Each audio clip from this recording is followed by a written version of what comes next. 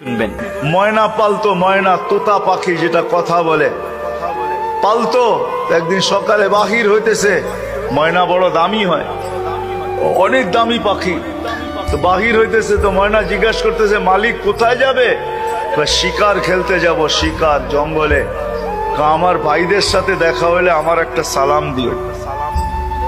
তো যখন জঙ্গলে ঢুকছে, তো যে দেখতেছে কতগুলা ময়না ডালে বসা আছে।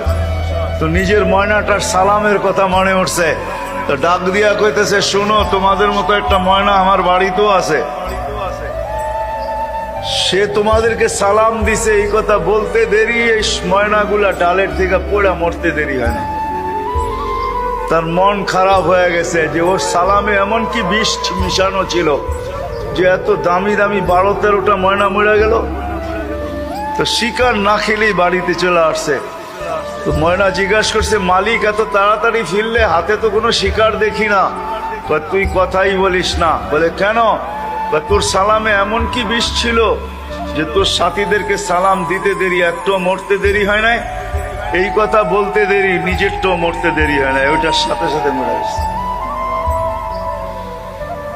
তো খাঁচার দরজা খুইলা সামনে নিয়ে বৈশা অনেকক্ষণ কাঁদছে, না লড়েও না, চড়েও না, চক্ষুও খোলে না। আর কতক্ষণ কানবে?